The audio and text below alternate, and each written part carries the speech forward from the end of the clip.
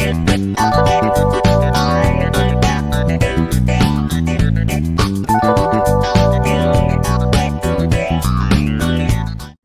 and welcome to Driven by Purpose with me, Armin Jamula.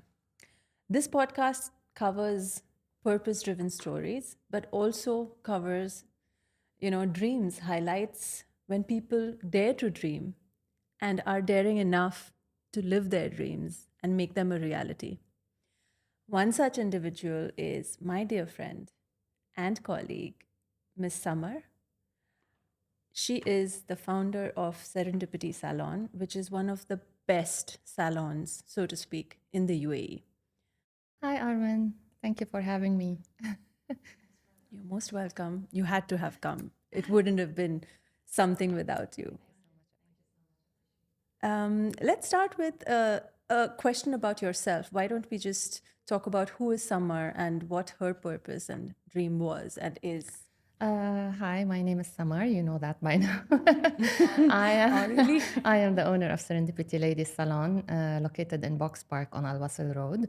I am a mother of three boys, a wife, a daughter, a mother, a friend, and an entrepreneur.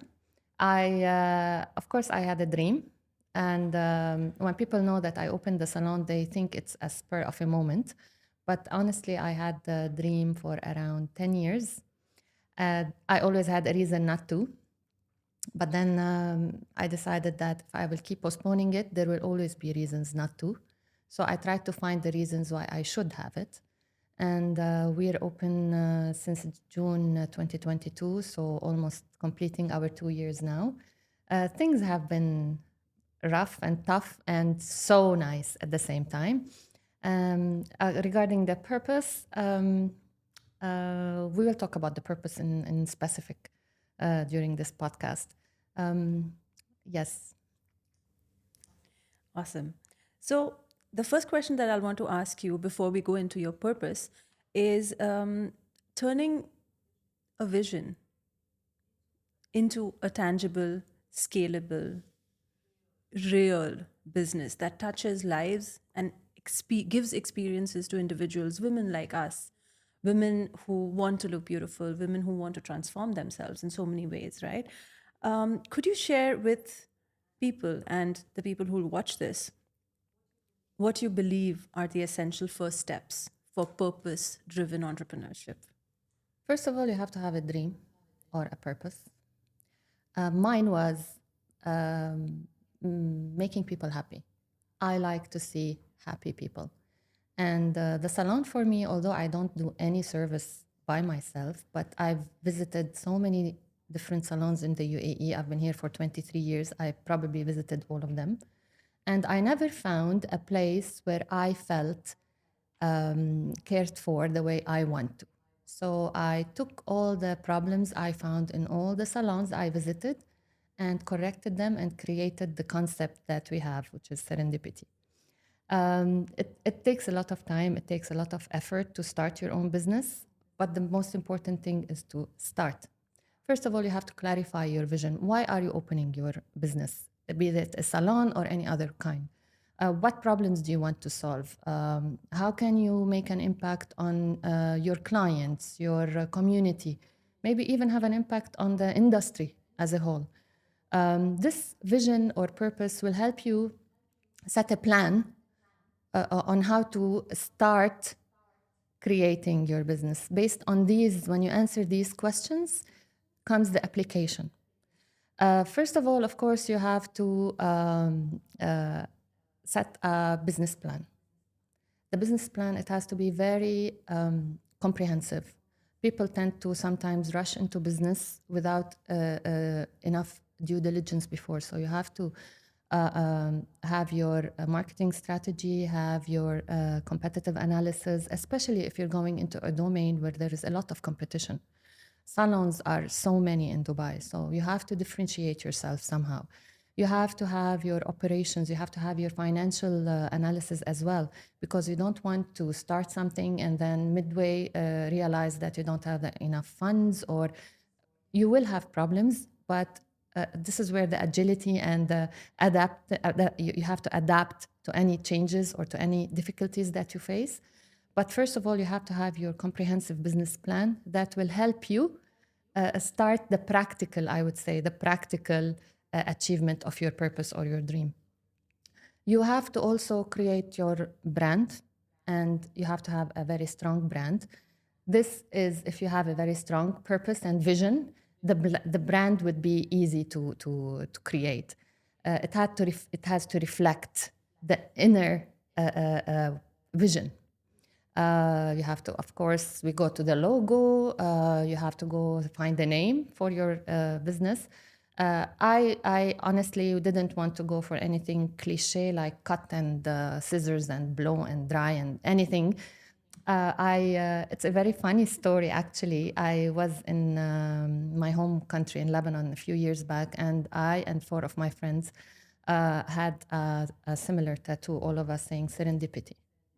So when I came here and I told my marketing that I don't want any cliche names, one of the names they suggested was serendipity.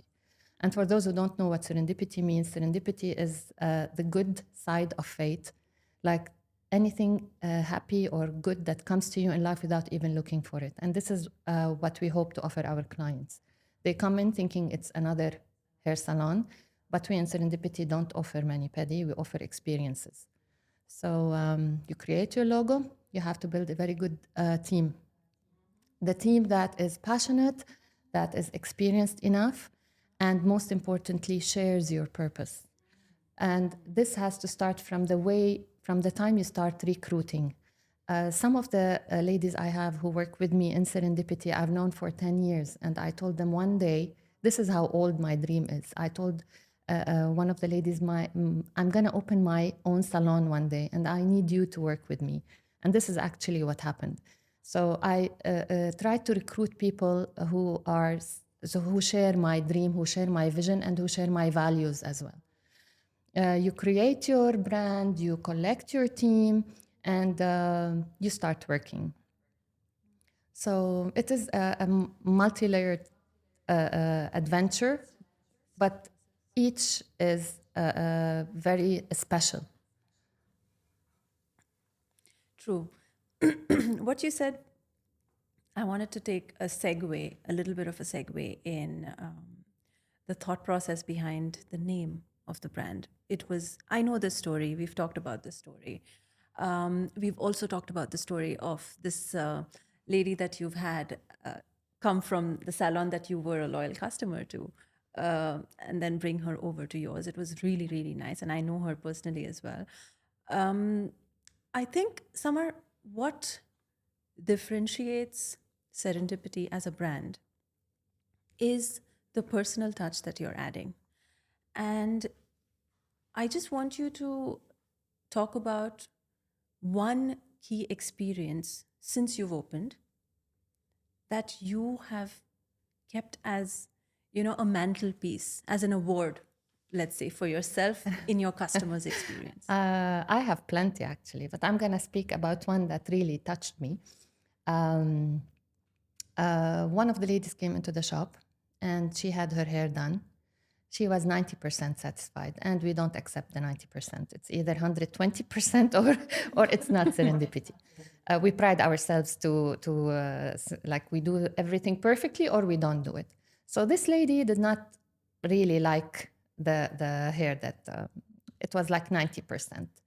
There was a communication between me and her. So I asked her, how about you come? I'll offer you a massage session just to relax, and we will see about the hair, what happened with the hair. And she came. Next time she did her massage. The third time she came to the shop, she hugged and kissed me. She's like, we're best buddies now because you solved my problem. People tend to not remember maybe a good experience they had as much as if you rectify a bad experience that they had. She did her hair. She was very happy. And there was a miscommunication that was solved. And I tell them, everyone who comes into the shop has a problem to be solved. So this is why we are there. A broken nail, some people may laugh now, oh, these are not problems. But believe me, women care about nails and hair. Damaged hair. A broken nail is easier fixing than damaged hair, or maybe feeling so drained that she needs some pampering from our side. We tend to give also an extra thing to our clients. We celebrate their birthday parties whenever we know that some people don't give us their birth date. But if we happen to know that one of our clients is having a birthday party, we will celebrate it for her. It's just a little muffin with a small candle, a happy birthday, but it means the world to them. We offer our pregnant ladies who deliver a special service from our side. We know that mothers that deliver cannot come to the salon for some time. So we invite them over, or we visit them, offering them a massage, pregnancy massage, or a postpartum massage, or we can give them a mani pedi. Or these small touches are what makes Serendipity honestly special. Lovely. So it's been 2 years, over 2 years, and now is the growth stage, or the growth stage is just about beginning for you. As businesses grow, it's often challenging to keep the original mission, vision, resources, as well as employees, especially in the retail sector, retail hospitality. It's said that the opening team or the pre opening teams of hospitality sectors are always changed in the first 18 months. And you're kind of right at the back of that 18 months because you're 2 years plus now. How have you ensured that Serendipity's mission and values remain central while the business expands? We are not 2 years yet. I hope we are 2 years. We are turning 2 in June. So we're there. We're there. I hope we're 18 years then, not only 18 months. The first thing I would say is to lead by example. I, as an owner, as a managing director, I have to embed all the values of my company. I have to be the role model. And I have to practice and apply these visions, apply these values through my communication with my staff and with my clients. Some business owners tend to forget about the staff. The staff is the backbone of the company, and I call my team Serendipity magicians. They are the ones that make magic happen. I can open a business, but without them doing the hard work, I cannot do anything.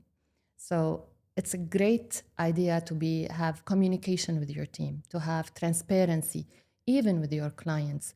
It's okay if something went wrong and you say, we're sorry, things happen, things can go wrong, we can fix it. This is the most important. Have your team have this also, those values between each other. When you spend more than half of your day in a place with people, they tend to be your family. We are family now. We spend holidays together. Everyone is on holiday except us. We're together in the shop. There's no day off. We're always together day and night, and problem time and happy times. We share their experiences, they share ours. So this is very important. When you show them, talk about being authentic, you have to start with yourself. I cannot expect authenticity from my employees while I'm not practicing it. As long as all our other values, how to treat the customers are our top priority. We strive to give them the best experience of their life. We use the best products in the market. We don't go about trying to cut cost, and then we are very authentic, we are very clear, we are very transparent. And this reflects on the team, and it also reflects on our clients. When I go for suppliers, I try sometimes to buy my things that I need for the shop from local people. Because sometimes, you mentioned something about the finance, big investors sometimes prefer profit over sustainability. So what we try to do is, if I can find what I'm looking for in a local brand that I know they are good to their employees, that they are sustainable, they are I try to get from them instead of getting from a big company. So this is how we are still a small business, relatively speaking. So these are minor steps towards achieving the values and continuing with them as we go on. Luckily, we did not have a drastic change in our employers. We had a few leave us, some for personal reasons, some for professional reasons. But all in all, the core is still the same and the spirit is still there. Whoever joins us will go into the Serendipity team, will go into the spirit of Serendipity. And that's, I mean, as a personal individual customer of Serendipity, I can definitely say it is, the legacy continues. And I'm really looking forward to seeing more branches and more outlets and scaling with you and with It's Her Way together. On scaling, it always involves significant challenges, and particularly in managing finances and resources, especially since your business industry is so competitive, Samar. What the customer wants at the end of the day comes down to the quality. Definitely. How are you going to be able to balance that? Or have you thought of? It's not easy. When you think of upscaling, you will face a lot of hurdles. One of them, as you said, is the financials. You have to, as I said, people tend to go for making money more than having an impact. So for people planning to open their own business, they should maybe look for revenue generating models in their business that will help them upscale, or go for, personally, I don't know, but maybe for grants, something who because they're making an impact, people would be more than happy to join and give them a grant to support to scale, Encourage of course. them, yeah. And regarding the talent acquisition, it is rather tough. Now you have to start, as I said, from when you start recruiting, you have to explain to the people that these are our values. You either fit in or it's not gonna happen. And I had one technician. She joined us, but her values were not. She was professional, but the values part did not coincide with us, and she's not with us anymore. So maybe if you have a good talent, you want to retain it by offering maybe more benefits, more training.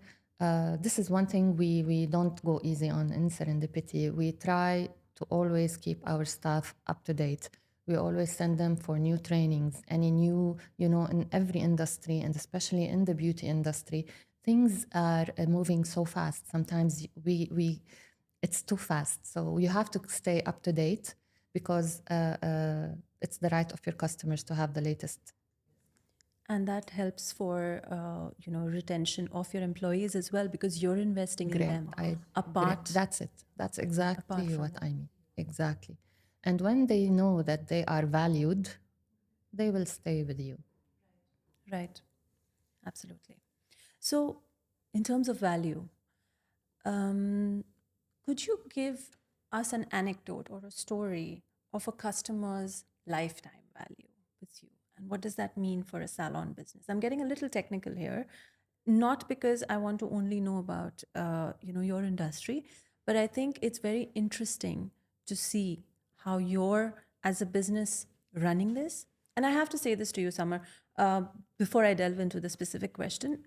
Your business is closely watched by me because you're a member and we interact on many other levels with events and collaborations. Your business is one of the only businesses that are run as a business, being in this industry. Others are run as shops. There's a difference between running a shop and running an enterprise, and the scalability of it comes in. Now, coming to my question specifically, measuring that with the value of a customer how have you seen your customers' value increasing for you? Building the trust with any salon, I tell them with any therapist is like a doctor. When you trust someone, it's very hard to move.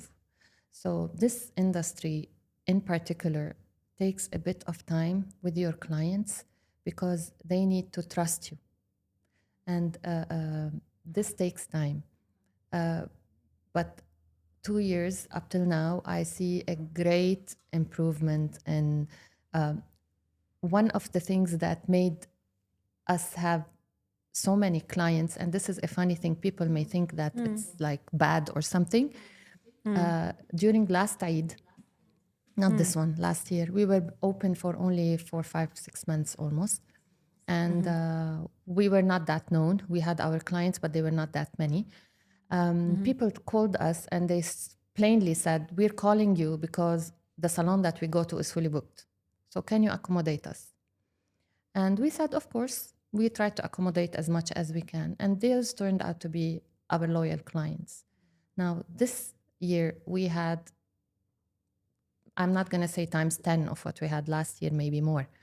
So you have to take the opportunity to introduce yourself to the clients. And when they know and they trust you, they will keep coming back and they will keep bringing other people in.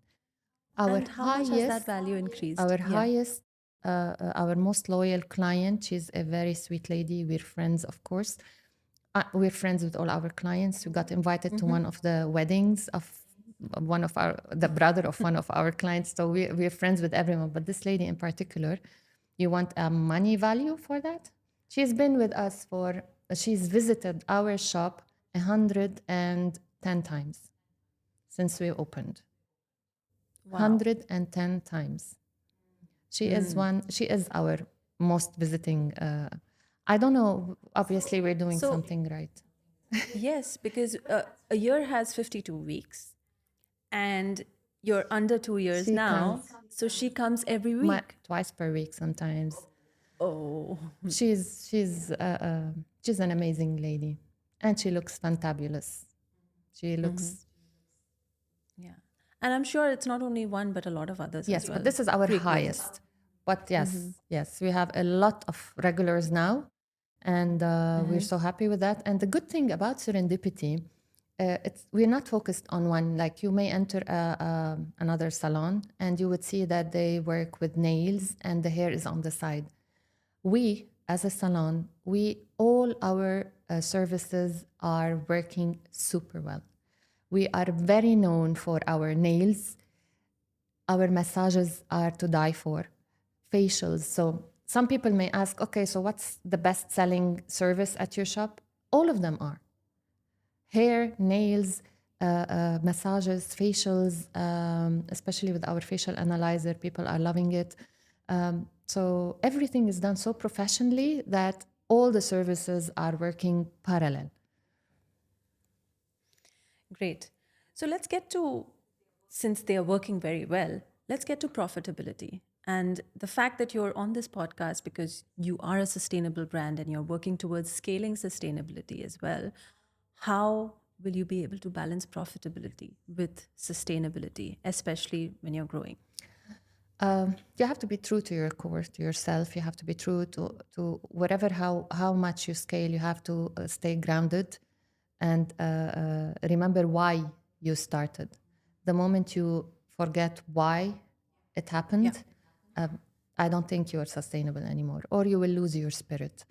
We have KPIs that we apply for all different kinds of measurements, like in the shop, staff, productivity. Technology actually is helping us a lot in this side as well. And you have to baseline and keep monitoring your progress. But yet again, you want to hire a new team member, or you want to buy a new product for your salon. Do your due diligence, see if it complies with what your customers need, what your customers want, and with your is it what you're looking for? Is it does it have the qualities that apply or that get along with your? Yeah. So at this stage, I'm thinking, Samar, very, very true what you're saying in terms of resource acquisition. But what will happen is, or what is happening is, rather, how would you manage that it eating out of your profitability? How can you actually take this and say, this is this is the decision that I want to, move away from? So, what I'm trying to understand from this particular journey at what you are is, when I am taking that decision versus profit versus purpose, what is my metric? What are the things that I have to say? Is this what I'm doing? Is this what I'm doing? If this is what I'm doing, this is the sacrifice of the amount of profit that I can make. It's very hard. There's a It thin is. line, you know. But Yeah. as I said, I opened the shop for a reason, and I want to offer happiness to people. I want to offer the best experience to people. I try to give them the best experience while trying to. I will not go light or easy on quality, let's say, because it's more profitable for me to be using a different brand of hair products that is cheaper and lie to the people and tell them I use this and I'm using that. No, because at the end, there's credibility. This is what matters to me most. If I know that I'm changing or I'm making a decision that will give me more profit, yet the quality is there, the sustainability is there. Is it like affecting a very high, let's say, some things are very in, but they don't coincide with what I have or what my clients need. So it's a very thin line and it's a very hard decision because you want to maintain your standard and you also want to make money. And we don't want to lie to ourselves, but everybody is in business for profit. But if you're for business only for profit, then when you will not be there, you will not sustain. The purpose is what pushes you, and the profit is what keeps you going to make the purpose a reality, which makes you and makes your team happy. I don't know if This is I why I answered your no, you did. question. This is why I really, really admire what you're doing, because it's such a tough industry. It is such a difficult industry. There is so much competition. It is one of the most competitive markets. And you have done something to carve a niche for yourself, and you're driving profitability in a very, very unique way. So to end this conversation, I want you to give people who will watch this later on two nuggets of advice. If they are aspiring salon owners or business owners who are starting from not a lot of, let's say, money as well, who have a dream, who have savings, and who want to do something, what are the two things that they should be doing? First of all, they have to go for something they really love because it's going to take a lot of their time, a lot of their effort, mentally, emotionally, even family time. I barely see my kids. I sometimes get home and they're about to sleep. So if you're not really doing something that you're really passionate about, you cannot sustain.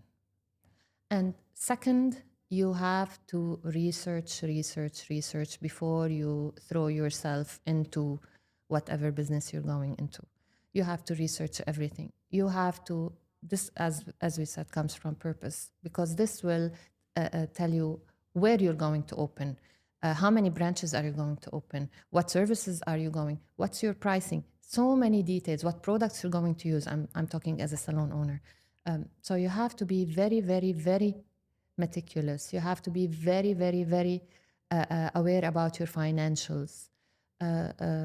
Things, there are so many things that you don't know about until you're in the business field, and you will be Yes. surprised. So go research from your license to your employees, their salaries, their insurances. If you want to open somewhere outside a mall or inside a mall, everything is different.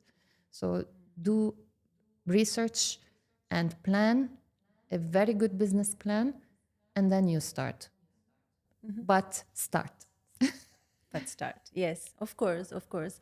So, in conclusion, I'd like to ask you about your experience in networking and your experience specifically in being part of, the family of It's Her Way, the tribe of It's Her Way.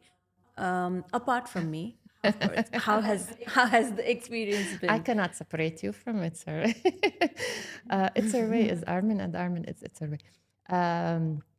Networking is, I did not know the importance of it, honestly, until I opened my own business. And aside from the business, networking is really important because you tend to learn so much from people who've been there before. That experience, they can like conclude their 10-year experience in one sentence that will save you 10 hours of research maybe. So you learn from them. Some people have 1 year experience, some people have 20-year experience, but you will benefit from each and every one of them. Aside from the business, it's also personal support. You have people to rely on for advice, for sometimes you're not feeling fine and you need to talk to someone. You'll definitely, when you network, you'll have people to support you, people to, it's very, very important on the business level and on the personal level as well. You tend to meet people from different, sometimes a housewife has an advice to you that will save you tons in your house, because at the end you're a businesswoman, but you're also a housewife, Of a course. mother, a wife. So networking is really essential. And it's very beneficial also from the business aspect. You want, especially if you're a new brand, you want visibility, you want awareness, and this is what networking gives. So you want more people to know about your brand. One person Yeah. will tell the other, will tell the other. So the more networking you do, and this I say again, I did not know the importance of it until I started. And It's the second question, It's It's Her Her Way Way. has been with us since I'm so lucky because you've been there for me since we opened, and on all the different aspects that I just mentioned, personal and business, and we have our products, our services on It's Her Way, and we have been getting so many orders from It's Her Way. I'm so happy we're on that platform. I've met incredible women there. And the thing is, when you meet people, shepreneurs like you want to help them, they want to help you. So it's nice. It gives you a feeling of community. And It's Her Way this gives you that. Like, I want to buy something for the shop, I want to buy a gift, I would go to It's Her Way and buy it from them. And somebody wants to buy a shampoo, they would come to me, and it's like, it's a community. So you always feel covered. Can you tell one story about another shepreneur in the community that you've, connected with and shared? Soy candles. I had soy candles. Soy Yeah, joy, soy yeah. joy. I wanted to get a gift for someone, and I saw her. I met her actually, I think, in one of the events, and I got some of her candles to take as a gift because why not? Actually, I have so many products in my shop that I keep for people I personally know for so many different reasons. I feel this is also a side of serendipity that not a lot of people know. A friend of mine, she does accessories and she doesn't have a shop, and she's struggling now. So I said, why not put them in my shop and sell? And one thing I want to mention, our giving back to society is our hair donation. We are affiliated with Friends of Cancer Patients as well. Locks of Hope, situated in Sharjah.